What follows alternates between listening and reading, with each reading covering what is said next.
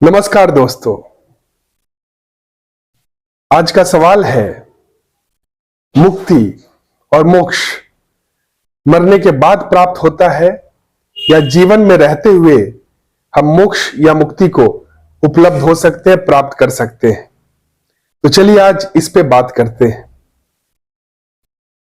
मुक्ति मरने के बाद प्राप्त होता है तो इसका आंसर, इसका उत्तर में मैं हां भी बोलूंगा और ना भी बोलूंगा। हां इसलिए कि मरना तो होता ही है, बिना मरे मुक्ति प्राप्त नहीं किया जा सकता है। लेकिन किसका मरना, ये यहां पे इंपॉर्टेंट बात है। किस चीज का मरना, यहां पे मरने की बात है अज्ञानता का मरना, अहंकार का मरना। अहंकार को मरना ही होगा, तभी वो मुक्ति को उपलब्ध हो सकता है। जब तक अहंकार है तब तक मोक्ष नहीं है, मुक्ति नहीं है। अहंकार का मरना ही मुक्ति है, मोक्ष है। तो अब इस स्थिति, इस जो ये अवस्था है, इसको कैसे उपलब्ध हो सकते हैं, अहंकार कैसे मिट सकता है? तो अहंकार उसी तरह मिट सकता है जिस तरह अंधेरा मिटता है। अंधेरा कैसे मिटता है? प्रकाश के आते ही अंधकार मिट जाता है। ठीक उसी प्रकार आत्मज्ञान आते ही, आत्म बोध होते ही अहंकार मिट जाता है, अहंकार मर जाता है। और अहंकार का मरना ही मोक्ष है, मुक्ति है, जिससे मन का जो केंद्र है, मन किसमें स्थित हो जाता है? आत्मा में स्थित हो जाता है। मन आत्मस्थित हो जाता है, तो मन का आत्मस्थित होना ही मोक्ष है, मुक्ति है। और जब मैं कहूंगा कि मरना नहीं होता है, तो यहां पे बात आती है आत्मा की। जब मन आत्मस्थित हो जाएगा तो आत्मा को जान लेगा। तो जब आत्मा के तल पे चेतना पहुंच जाएगा तो उसको क्या मालूम चलेगा कि वो क्या है? वो अनादि है, अजन्मा है, अनंत है, शाश्वत है। तो वो कभी मर ही नहीं सकता है, क्योंकि वो अजन्मा है। न वो जन्मता है, न मर सकता है। वो तो अनादि से, अनादिकाल से है और अनादिकाल तक रहेगा। तो वो कभी जन्मा ही नहीं तो मरेगा कैसे? अहंकार ही जन्मता है और अहंकार ही मरता है। अहंकार ही जन्म लेता और अहंकार मिटता है। लेकिन जो शाश्वत है, आत्मा जो है वो शाश्वत है, वो न कभी जन्मता है न कभी मरता है। तो मन का आत्मस्थित होना ही मोक्ष है। और जब मन का आत्मस्थित हो जाता है, मन जब आत्मस्थित हो जाता है, उस समय क्या हो गया? अहंकार तो मिट गया, अहंकार मर गया। लेकिन उसी समय यह बोध हो जाता है कि वो आत्मा है। और ये बोध आते ही ये मालूम चलता है कि वो मर नहीं सकता। क्यों? क्योंकि वो जन्म ही नहीं लेता है। वो तो शाश्वत है, इटर्नल है, जो बस है, अस्तित्व है, उसकी वजह से सब कुछ है। वो base of all bases, cause of all causes, source, goal and the whole वही है।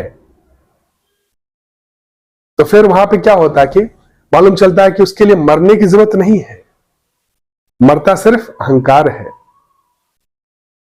तो मोक्ष में अहंकार का मिटना है और आत्मस्थित होना है, स्थित प्रज्ञ होना है। उसमें जब आत्मा के तल पे होता है जब चेतना, तो फिर वहां पे मरने की बात ही नहीं है, क्योंकि आत्मा मरता ही नहीं है, क्योंकि आत्मा का जन्म ही नहीं होता है। आत्मा बस है, शाश्वत है।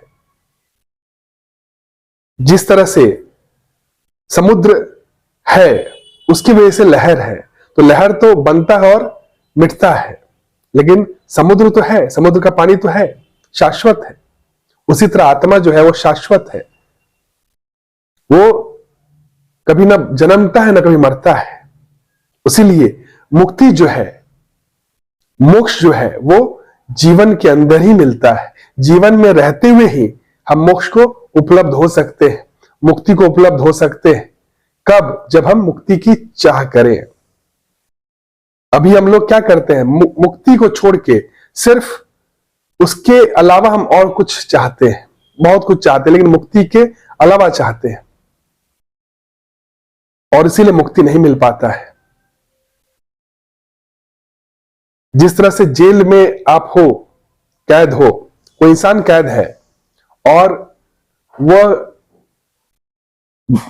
आजादी छोड़ के, वो कैद से बाहर निकलने के लिए प्रयास छोड़ के बस वो क्या करे कि मुझे सारा जो जरूरत का हो वो मुझे मिलते जाए, उसके लिए प्रयत्न करे, तो कभी कैद से बाहर नहीं निकल पाएगा, वो कैद में ही फंस के ही रह जाएगा।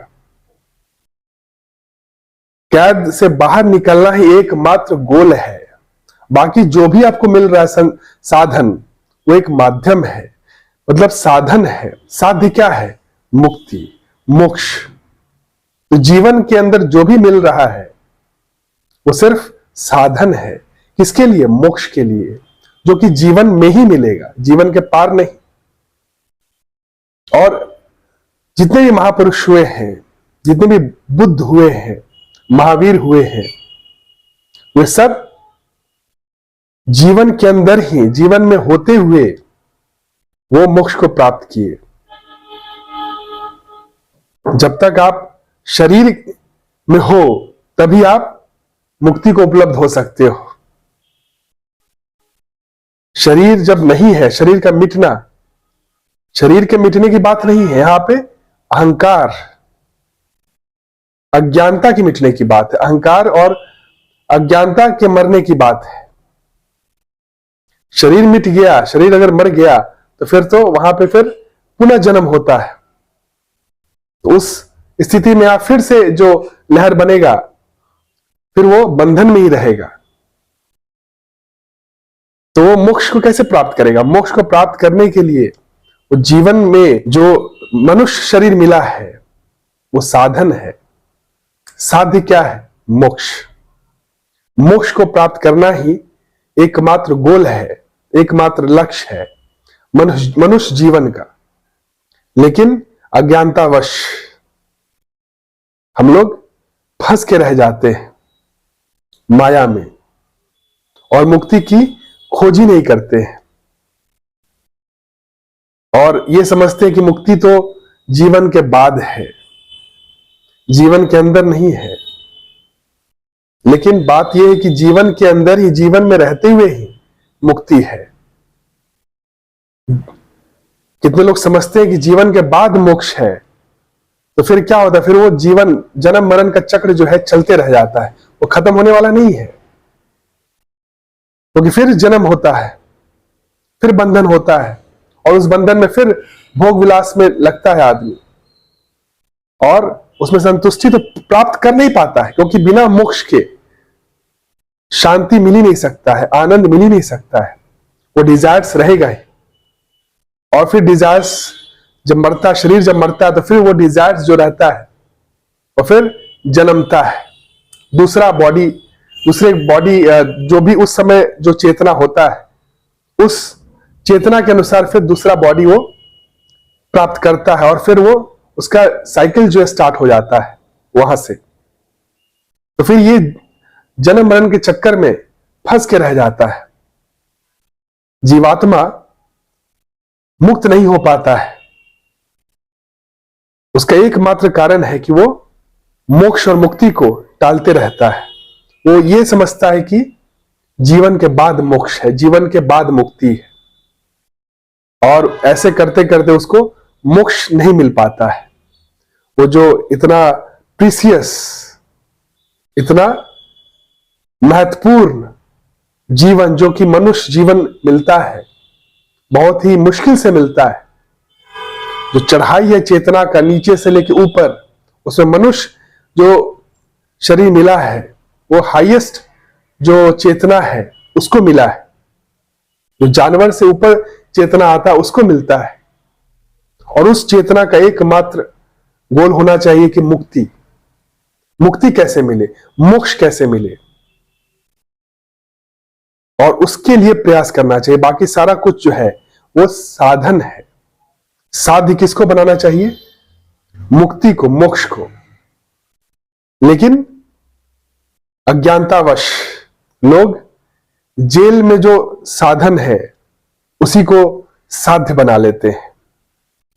जो कैद में जो भी साधन मिलता है उन्हें, उसी को साध्य बना लेते हैं और फिर वो मुक्त नहीं हो पाते, कैद से मुक्त नहीं हो पाते और जीवन भर तड़पते हैं, असंतुष्टि रहते हैं और असंतुष्टि मरते भी हैं।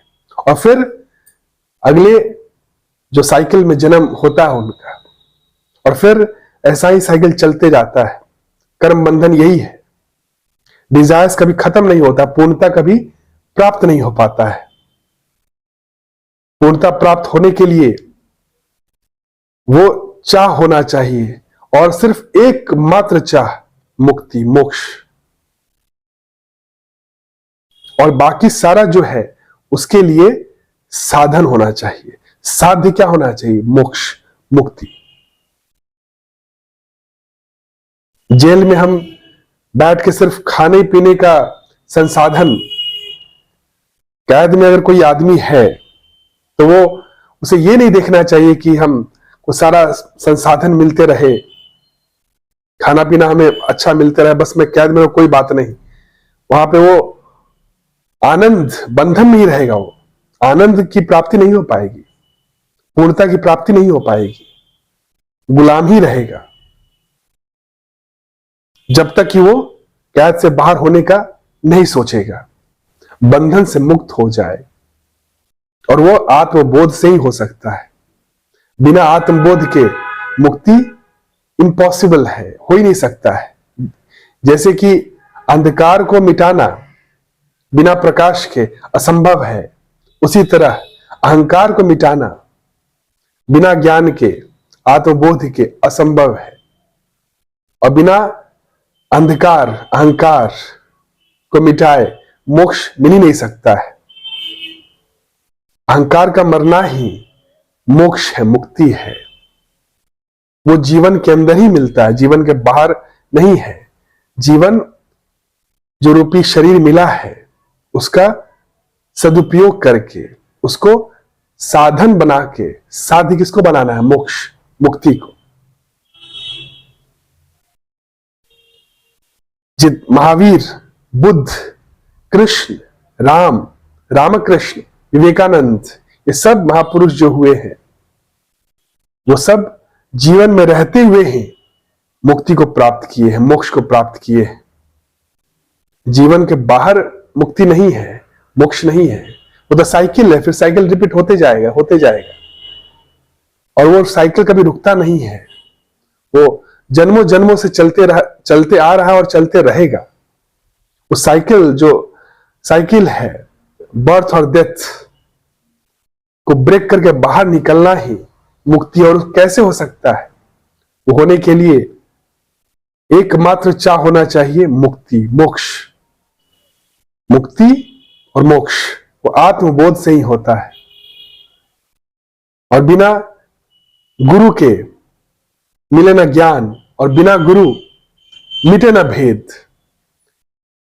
गुरु बिन मिले न ज्ञान और गुरु बिन मिटे न भेद।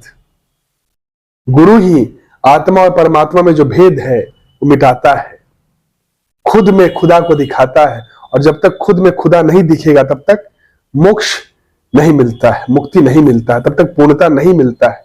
वो पूर्णता ही मुक्ति है, मोक्ष है। यही है। बाकी अगर आपको कोई भी क्वेश्चन हो तो आप बेझिझक कमेंट सेक्शन में पूछ सकते हैं। और अगर वीडियो अच्छा लगे तो लाइक, कमेंट और शेयर जरूर करें ताकि और लोगों तक बात पहुंच सके और लोग भी आपके द्वारा लाभान्वित हो सके। Thank you. Have a nice day. प्रणाम।